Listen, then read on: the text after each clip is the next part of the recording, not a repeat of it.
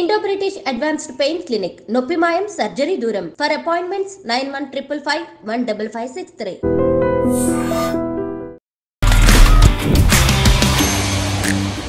Hi guys, welcome to I dream. నేను మీ చాణక్య. అల్లు అర్జున్ మీద పడిన కేసు కానీ అండ్ ఆ తర్వాత రేవంత్ రెడ్డి గారు అసెంబ్లీలో చేస్తున్న వ్యాఖ్యలు కానీ, సో ఇదంతా చూస్తూ ఉంటే రోజుకొక ట్విస్ట్ అండ్ టర్న్స్, సినిమాకు మించిన ట్విస్ట్ అండ్ టర్న్స్ అనేది కూడా ఈ యొక్క ఉదాంతంలో మనం చూస్తున్నాము.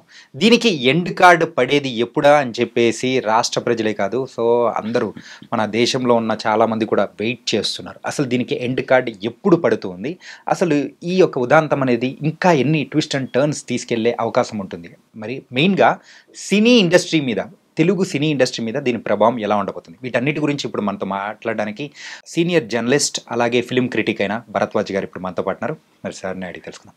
సార్ నమస్తే. సార్ నమస్తే అండి. సార్ ఏంటి సార్, సినిమాల్లో లేనన్ని ట్విస్ట్ అండ్ టర్న్స్ మరి ఈ ఉదాంతంలో మనం చూస్తూనే ఉన్నాము. మొన్న అసెంబ్లీలో మాట్లాడిన తర్వాత మరి రేవంత్ రెడ్డి గారు మాట్లాడారు, మరి అల్లు అర్జున్ గారి మీద అన్న వెంటనే ఆ రోజు ఈవినింగే మరి ఇక్కడ ప్రెస్ మీట్ పెట్టి నా మీద లేలిపోలేటన్ని చెప్తున్నారని చెప్పేసి అక్కడ అల్లు అర్జున్ గారు చెప్తూ ఉన్నారు. దాని తర్వాత ఇంటి మీద దాడి అండ్ ఏంటో ఇది ఏం జరుగుతుందో ఏం అర్థం కావట్లేదు. దీనికంటూ ఎండ్ కార్డు పడే అవకాశాలు ఉన్నాయంటారా లేవంటారా? అంటే ఎండ్ కార్డు పడటానికి చాలా మంది ప్రయత్నం చేస్తున్నట్టుగా వినిపిస్తోంది. అంటే చిరంజీవి గారు నేరుగా కల్పించుకుని ఆయన ఢిల్లీ వెళ్తున్నారు అని ఒక వార్త ఇప్పుడు చక్కర్లు కొడుతోంది బయట. అధికారిక సమాచారం కాదు కానీ ఢిల్లీ వెళ్తున్నారు ఆయన. ఢిల్లీలో అంటే ఆయన కాంగ్రెస్ పార్టీతో ఆయన యూపీఏ గవర్నమెంట్లో మినిస్టర్గా చేశాడు. సో ఆయనకుండే కాంట్రాక్ట్స్ ఆయనకున్నాయి. సో అట్నుంచి ఓ ప్రెజర్ తీసుకొచ్చి పరిస్థితిని సాధారణ స్థితికి తీసుకురావాలి అనేటువంటి ఒక ప్రయత్నం జరుగుతోంది అనే మాట వినిపిస్తోంది బయట. ఓకే. దీంతో పాటు పవన్ కళ్యాణ్ గారు మొన్న ఆంధ్రాలో కూడా మంచి లొకేషన్స్ ఉన్నాయి అని ఆయన మాట్లాడాడు వేరే సందర్భంలో. దాన్ని లింక్ చేస్తూ రేవంత్ రెడ్డి గారు సినిమా పరిశ్రమతో కొంచెం ఘర్షణాత్మక వైఖరితో వ్యవహరిస్తున్నాడు, సున్నం పెట్టుకునే పద్ధతిలో ఉన్నాడు ఆయన. అందుకని ఇండస్ట్రీ అటు షిఫ్ట్ అయిపోతుంది ఏపీకి అని కొంతమంది స్పెక్యులేటివ్ స్టోరీస్ మార్కెట్లోకి వండి వారుస్తున్నారు. ఇలా దీని చుట్టూ అంటే ఇన్సిడెంట్గా చూస్తే ఎవరిది తప్పు అనేది ఒక్కసారి గతంలోకి వెళ్ళి అంటే ఇన్సిడెంట్కి మొదటి నుంచి కనుక చూస్తే నిజంగానే ఆ సినిమా పట్ల లేకపోతే అల్లు అర్జున్ పట్ల ప్రభుత్వానికి వ్యతిరేకత ఉందా, లేకపోతే ఏదైనా వివక్ష చూపిస్తున్నారా అనే యాంగిల్లో చూస్తే పుష్పకి చాలా అవకాశాలు కల్పించింది ప్రభుత్వం. వీళ్ళు ప్రీమియర్స్ వేసుకుంటాం 9:30 నుంచి అంటే వాళ్ళు యాక్సెప్ట్ చేశారు. అలాగే రేట్లు ఈ లెవెల్లో పెంచుకుంటాము అన్న వాళ్ళు యాక్సెప్ట్ చేశారు. ఏది 1200 ఆయన 3000 రూపాయలకి టికెట్లు కొన్నారు అని చెప్పారు కానీ అసెంబ్లీలో రేవంత్ రెడ్డి గారు కొన్ని చోట్ల జరిగి ఉండొచ్చు, కొన్ని చోట్ల 3000 వరకు నడిచిన మాట కూడా వాస్తవమే. కానీ 1200 మ్యాక్సిమం వెళ్ళింది ఆ రోజు. ఓకే.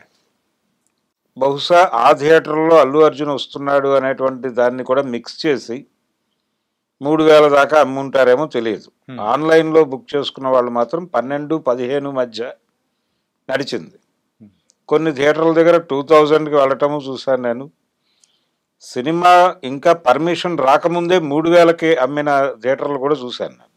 మనం మాట్లాడుకునేటప్పుడు కూడా మీరు మెన్షన్ చేశారు, అవును, ఒక్కొక్క టికెట్ 3000 తగ్గట్టు అమ్మారు అని. 3000కి అంటే తక్కువే అమ్మారు. కొంతమంది ఇంకా పర్మిషన్ రాలేదు అప్పటికి. ఓకే. పర్మిషన్ రాకముందే 3000కి కొంతమంది కొనేశారు. అంటే టికెట్లు హోల్డ్ చేశారు. ఈ ఫ్యామిలీ అలా చేసిందా అనేది డౌటే. కానీ సీఎం గారు అనేసాడు కాబట్టి యాక్సెప్ట్ చేద్దాం. ఆ లెవెల్కి టికెట్ల రేట్లు పెంచుకోవటానికి అవకాశం కల్పించారు. ప్రీమియర్స్ 9:30 నుంచి వేసుకోవడానికి అవకాశం కల్పించారు. అలాగే మొదటి వారం 10 రోజులు మల్టీప్లెక్స్ల్లో 700కి అలాగే సింగిల్ స్క్రీన్లో 350 రూపాయలకి అమ్ముకునే అవకాశం కల్పించారు. ఇంతకంటే అనుకూలంగా ఏ ప్రభుత్వాలు పనిచేస్తాయి? అలా పుష్ప పట్ల వాళ్ళు సానుకూలంగానే ఉన్నారు మొదట్లో. ఈ ఇన్సిడెంట్ జరగటం దగ్గర నుంచి రోజువారీ చూస్తే దీని పరిస్థితి అంటే ఇన్సిడెంట్ జరిగినప్పుడు స్పందించాల్సిన పద్ధతిలో వీళ్ళు స్పందించలేదు, వ్యవహరించాల్సిన పద్ధతిలో వ్యవహరించలేదు అనేది రకరకాలుగా ఎస్టాబ్లిష్ అయింది. Yeah. అంటే రేవంత్ రెడ్డి గారు అసెంబ్లీలో మాట్లాడుతూ ఒక రోడ్ షో చేసుకుంటూ వెళ్ళాడు ఆయన లోపలికి అన్నాడు ఆయన. నేను రోడ్ షో ఏమీ చేయలేదు అని ఈయన అన్నాడు. అదే రోజు రాత్రి 8ంటికి ప్రెస్ కాన్ఫరెన్స్ పెట్టి సివి ఆనంద్ గారు ప్రెస్ కాన్ఫరెన్స్ పెట్టి ఆ వీడియోస్ రివీల్ చేశాడు. ఆ వీడియోస్లో ఒక మెట్రో స్టేషన్ కింద నుంచి ఆయన వస్తున్నట్టుగా మనకి విజువల్ కనిపించింది. అదేంటి చిక్కడపల్లి స్టేషన్, సప్తగిరి థియేటర్ ఎదురుకుండా ఉంటుంది అది. అక్కడి నుంచి ఆయన వస్తున్నాడు. అక్కడి నుంచి టర్న్ అయి సంజయ్ థియేటర్లోకి వచ్చాడు ఆయన. అంటే అప్రాక్సిమేట్లీ ఒక 100 మీటర్స్ నుంచే ఉంటుందేమో. ఉంటుంది. అదంతా రోడ్ షో జరిగినట్టుగా మనకు వీడియో ఉంది. ఓకే. సో చుట్టూ జనాలు ఉన్నారు. ఈ జనం మొత్తం కూడా థియేటర్లోకి పంపయ్యారు. అక్కడున్న చిన్న ప్లేస్ అది. ఆ చిన్న ప్లేస్లో ఆ క్రౌడ్లోకి వీళ్ళు రావటం. నిజానికి అల్లు అర్జున్ వస్తున్నాడు, ఓకే. నిజానికి ఇలాంటి సంఘటన జరగకుండా ఉంటే అసలు ఎవరు దీని గురించి మాట్లాడేవాళ్ళు కాదు. పర్మిషన్ ఉందా లేదా అనే గొడవ వచ్చేది కాదు. థియేటర్ వాళ్ళు ఏం చెప్తున్నారు, మేము పర్మిషన్ అడిగాము అంటున్నారు, కానీ పర్మిషన్ రిజెక్ట్ అయిన లెటర్ కూడా వాళ్ళకు వస్తుంది. ఆ లెటర్ వాళ్ళు ప్రదర్శించట్లేదు ఎక్కడ. లేదు అసలు ఈ లెటర్లు లేవు, వీళ్ళు పర్మిషన్ అడిగారు, వాళ్ళు రిజెక్ట్ చేశారు, ఇవన్నీ పక్కన పెట్టినా వీళ్ళు చూస్తున్నారు కదా వీళ్ళ కళ్ళతో. అల్లు అర్జున్ చూస్తున్నాడు, థియేటర్ యాజమాన్యం చూస్తోంది, థియేటర్ స్టాఫ్ చూస్తున్నారు పరిస్థితి. ఒక గేటు బ్లాక్ అయి ఉంది కార్లతో, ఒక గేటు మాత్రమే ఉంది. ఇటు నుంచి ఎంటర్ అయినటువంటి కార్లు ఎటు పోవాలో తెలియని పరిస్థితి. లోపల పార్కింగ్ స్పేస్ లేదు. ఈ పరిస్థితిలో ఉన్నప్పుడు కొంతమంది ఆడియన్స్ను లోపలికి అలౌ చేసేయాలి కదా. లోపలికి తరలించేసి ఉంటే కొంత రష్ తగ్గుండేది. వీళ్ళ వరకు అంటే ఆడియన్స్ని ఎవరిని బయట ఉంచకుండా పంపించేసి ఈ హడావిడి వరకు విడిగా జరిపేసి షూట్ చేసి పంపించినా సరిపోయేది. అది జరగల. అంటే ఎవరు ప్రాపర్గా బిహేవ్ చేయలే, బాధ్యతాయుతంగా లేరు ఎవరు. ఎవరికి వాళ్ళు ఒక సెలబ్రేటివ్ మూడ్లో ఉన్నారు. ఇది నిజానికి ఇక్కడ ఈ రష్, ఈ హడావిడి, ఈ గొడవ ఇదంతా ప్రొజెక్ట్ చేయటం ద్వారా సినిమాకి ఒక హైప్ తీసుకురావాలి అనేది వాళ్ళ ప్రోగ్రామ్. ఒక హైప్, అది మార్కెటింగ్ స్ట్రాటజీలో భాగంగానే డిజైన్ చేశారు. ఆయన కారు బయటకు వచ్చి చేతులు ఊపడం ఇదంతా ప్రమోషనల్ యాక్టివిటీలో భాగమే. ఓకే. అలాగే చూడాలి దాన్ని. ఇదంతా కూడా వ్యాపారం కోసం చేసిన పనే. దానిలో అనుకోకుండా జరిగినటువంటి ఇన్సిడెంటే అనుకుందాం. ఆవిడ చనిపోయారు అనే విషయం తెలియగానే తను ఇమ్మీడియట్గా హాస్పిటల్కి వెళ్ళిపోయి ఉంటే సినిమా వదిలిపెట్టేసి వెళ్ళి అక్కడ పోలీసు వాళ్ళతో కలిసి ఈ జరిగిన దానిలో మా హడావిడి నుంచి కూడా కొంత జరిగి ఉండొచ్చు, మా బౌన్సర్ల నుంచి కావచ్చు, మా అభిమానుల నుంచి కావచ్చు. ఇలా అంటే నా ఇమేజ్ తాలూకా చట్టం వలన కొంత అక్కడ ప్రమాదం సంభవించడానికి ఏ రకంగా నేను కారణమైనా అందుకు సారీ చెప్తున్నాను అని ఆ రోజు రాత్రే ఆయన ఒక మాట మాట్లాడేసి ఉంటే ఇక్కడ దాకా వెళ్ళేది కాదు ఇష్యూ. ఓకే అనేసి ఆ పిల్లవాడిని పరామర్శించి ప్రభుత్వానికి నేను విజ్ఞప్తి చేస్తున్నాను, ఈ కుటుంబానికి అయ్యేటువంటి మెడికల్ ఖర్చులన్నీ మేమే భరిస్తాం. నేను కావచ్చు, మా యూనిట్ కావచ్చు, ప్రొడ్యూసర్లు కావచ్చు, మేం భరిస్తాం. మేం కలెక్టివ్గా తీసుకుంటున్నాం దీన్ని. అలాగే ప్రభుత్వంతో సహకరిస్తాం. అంటే ప్రభుత్వము అనేది ఒకటి ఉంది, పోలీస్ డిపార్ట్మెంట్ అనేది ఒకటి ఉంది అని తాము గుర్తించినట్టుగా ఒక అభిప్రాయం కలిగించాలి కదా వాళ్ళకి. అక్కడ కలిగించలేదు. ఓకే. ఆయన వెళ్ళిపోయాడు సింపుల్గా అక్కడి నుంచి. ఒక కాంట్రవర్సీ ఉంది, ఒక కాంట్రడిక్షన్ ఉంది. అదేంటంటే ఆయన మొదట్లో రిలీజ్ చేసిన వీడియోలోను, ఆ తర్వాత ఆయన సక్సెస్ మీట్లో మాట్లాడుతూ రివీల్ చేసినటువంటి విషయాల్లోనూ అల్లు అర్జున్ గారు చెప్పిన దానికి, మొన్న ప్రెస్ కాన్ఫరెన్స్లో ఆయన మాట్లాడిన దానికి చిన్న వైరుధ్యం ఏముందంటే, ఆయన సినిమా అయిపోయి వెళ్ళిపోయిన తర్వాత చెప్పారు నాకు అన్నాడు Yeah. అక్కడ ఆ వీడియోలో. ఇక్కడేమో థియేటర్లో ఉండగానే చెప్పారని చెప్పాడు. వీళ్ళేమో థియేటర్లో ఉండగానే చెప్పాము, ఆయన మొదట పట్టించుకోలేదు, వెళ్ళిపోమన్నాం, ఆయన వినలేదు, స్టేషన్ హౌస్ ఆఫీసర్ చెప్పాడు వినలేదు, ఏసీపీ వచ్చి చెప్పాడు, ఆ తర్వాత డీసీపీ వచ్చాడు, వీళ్ళందరూ కలిసి చెప్పిన తర్వాత ఆయన అభిమానుల మధ్యలో నుంచి ఆయన పోలీసులు కిందకు తీసుకొచ్చి పంపించే వీడియో ఫుటేజ్ కూడా వాళ్ళు ప్రదర్శించారు నన్ను. ఇంత గందరగోళం ఉంది ఆ సంఘటన చుట్టూ. ఒకటి, లీగల్గా తనకు ఏదైనా ప్రాబ్లం వస్తుందేమో అని కొంచెం కాన్షియస్గా ఉన్నారు వాళ్ళు, ఉండటంలో తప్పేం లేదు. ఇన్ ది సేమ్ టైం తమని తాము మానవతావాదులుగా కూడా ప్రొజెక్ట్ చేసుకోవాల్సిన అవసరం ఉంది. అందుకని సింపుల్గా ఆయన జరిగిన సంఘటనలో మా వైపు నుంచి కూడా తప్పులు జరిగి ఉంటే ఆ తప్పులకి బేషరతుగా క్షమాపణ చెప్తున్నాను అని ఒక్క మాట అంటానికి ఎందుకు మొహమాట పడుతున్నాడు ఆయన? అంటే ఇది అడ్మిట్ అయినట్టు ఉంటుంది, కన్ఫెస్ అయినట్టు ఉంటుంది, ఈ కన్ఫెషన్ స్టేట్మెంట్ ఆధారంగా తనకు జీవిత ఖైదు పడిపోతుంది అన్నదాకా ఆయనకు ఎవరన్నా ఆలోచనలు రేపారా? అంటే ఆయన మాట్లాడితే లీగల్ ఎక్స్పర్ట్లు చెప్తున్నారు అనే మాట వాడుతున్నాడు అల్లు అర్జున్. ఎందుకు మీరు వెళ్ళి ఆ ఫ్యామిలీని కలవలేదు అనే ప్రశ్న వచ్చినప్పుడు నేను కలుద్దామనే అనుకున్నాను, కానీ మా లీగల్ ఎక్స్పర్ట్స్ వద్దన్నారు, లేదు మా లీగల్ అడ్వైజర్స్ వద్దన్నారు అని చెప్తున్నాడు ఆయన. అలాగే బన్నీవాస్ గారిని పంపించాను నేను అని చెప్పాడు ఆయన. నిజమే అది. ఎందుకంటే రేవతి గారి భర్త ఆ విషయాన్ని అడ్మిట్ చేశాడు. ఓకే. ఆయన ఒక ఛానల్కి ఇచ్చిన ఇంటర్వ్యూలో బన్నీవాస్ పేరు ఆయన తప్పుగా ప్రొనౌన్స్ చేశాడు, బన్నీ వ్యాస్ అన్నాడు ఆయన. బన్నీ వ్యాస్ అని ఆయన వచ్చి మమ్మల్ని కలిశారండి అని చెప్పాడు ఆయన. సో అల్లు అర్జున్ చెప్పింది వాస్తవమే. కానీ వీళ్ళందరినీ పంపించడం ఎందుకు, మీరే నేరుగా వెళ్ళొచ్చు కదా.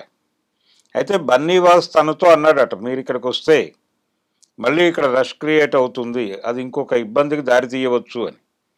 మీరు ఎవ్వరికీ చెప్పకుండా రహస్యంగా మీ ఐడెంటిటీని మీరు దాచిపెట్టుకుని వేరే గెటప్లో వెళ్ళుంటే ఎవరు పట్టించుకుంటారు? అక్కడ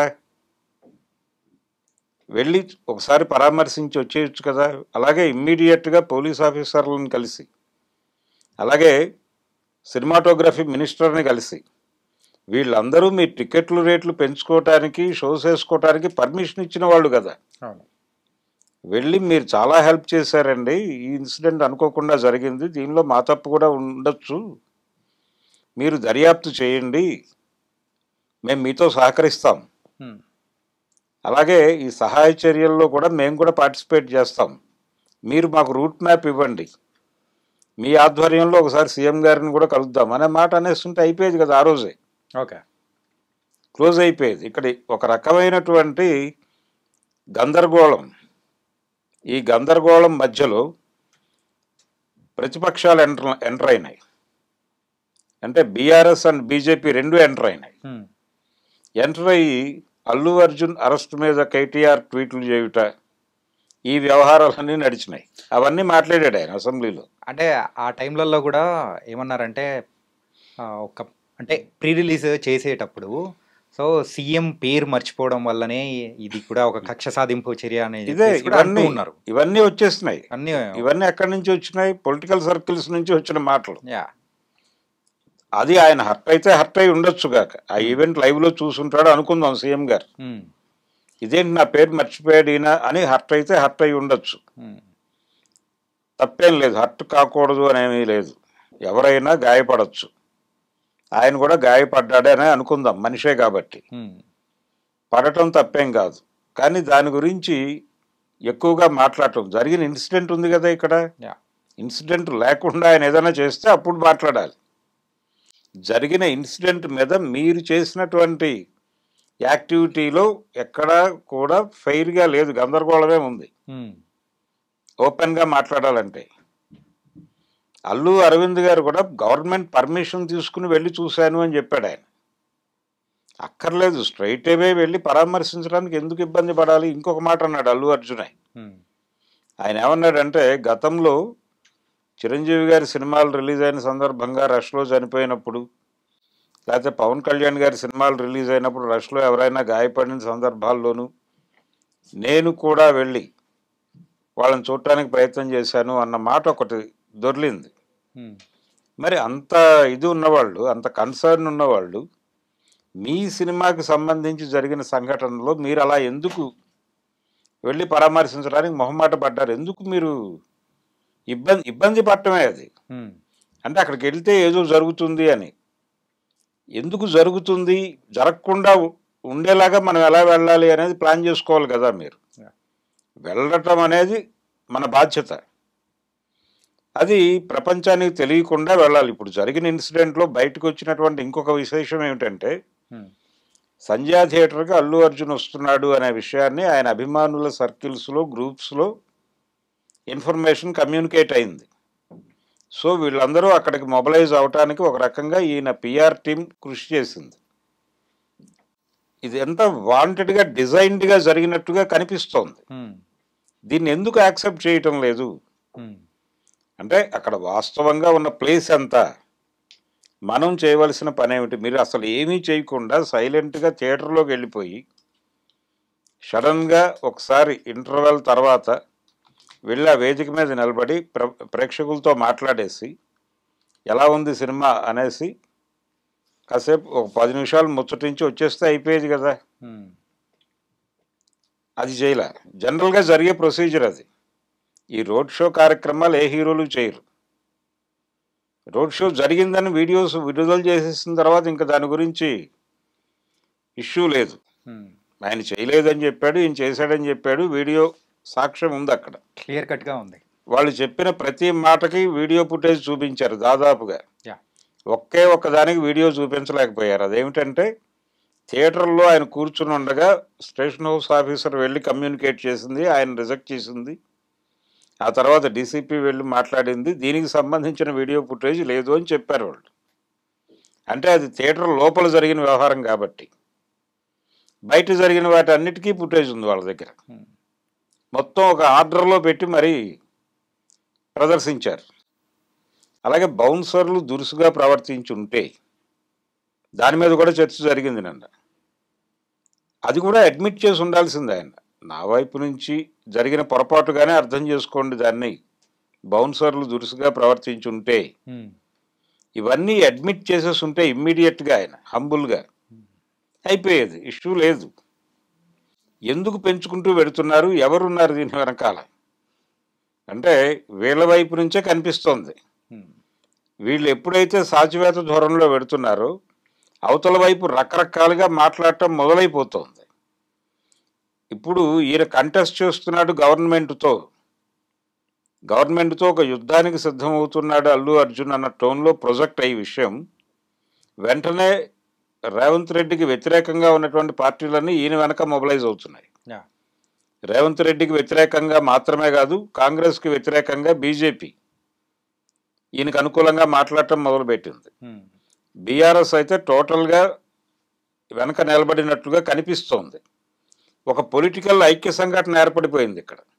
ఒక సినిమా సంఘటనగా ఉండేదాన్ని సో పొలిటికల్గా టర్న్ అయిపోయింది. ఆయన పాలిటిక్స్ మాట్లాడటం మొదలుపెట్టాడు సీఎం గారు. ఇలా విషయం గందరగోళం అయిపోయింది. ఇంత గందరగోళం కావడానికి అల్లు ఫ్యామిలీ కూడా కొంత కారణమే. నిజానికి ఇలాంటి ఇష్యూస్ అనేకం సాల్వ్ చేసినటువంటి చరిత్ర ఉంది ఆయనకి, అరవింద్ గారికి.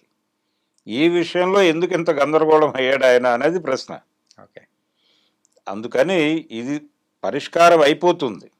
ఇప్పటికీ కూడా ఇప్పుడు బయట స్పెక్యులేట్ అవుతున్నట్టుగా చిరంజీవి గారు ఢిల్లీ వెళ్ళి కాంగ్రెస్ హైకమాండ్ నుంచి ఈయన మీద ఒత్తిడి తీసుకొచ్చి, లేకపోతే అక్కడ కేంద్ర ప్రభుత్వంలో ఉన్నటువంటి పెద్దలతో మాట్లాడి అట్నుంచి ప్రెజర్ తీసుకొచ్చి ఏదో చేయబోతున్నారు ఢిల్లీ నుంచి అనేది కూడా నేను అనుకోవటం స్పెక్యులేషన్గానే భావిస్తున్నాను. ఆయన ఢిల్లీ వెళ్తే వేరే పని మీద ఏదైనా వెళ్తే వెళ్ళొచ్చేమో. ఇప్పటికైనా సరే చిరంజీవి గారు అలాగే వీళ్ళు కలిసి అలా వెళ్ళి ఒక్కసారి సిపిని, అలాగే రాష్ట్ర పోలీస్ బాస్ని, అలాగే కోమటిరెడ్డి వెంకటరెడ్డి గారిని, రేవంత్ రెడ్డి గారిని కలిసి ఉన్న విషయాలు స్పష్టంగా చెప్పేసి ఇప్పటివరకు జరిగిన కమ్యూనికేషన్ గ్యాప్లకి తెరదించేద్దామండి. ఈ సహాయక చర్యలు ఆ కుటుంబానికి జరగవలసినటువంటి న్యాయానికి సంబంధించి మేము ఏం చేయాలో మీరు చెప్పండి, అది మేము చేసేస్తాం ప్రభుత్వ మార్గదర్శకంలో మేము చేస్తాము అని చెప్పి అని ఒక మాట అనేస్తే క్లోజ్ అయిపోతాం. Thank you so much sir. మరి ఈ యొక్క ఇష్యూకి ఎండ్ కార్డ్ ఎలా పడుతుంది అనే దాని గురించి సో మీ సైడ్ నుంచి ఒక ఆన్సర్ అనేది కూడా వచ్చింది. ఇది కూడా one of the type of answer. So తొందరగా ఈ ఇష్యూకి ఎండ్ కార్డ్ పడాలని కూడా కోరుకున్నాం. Thank you so much. Thank you.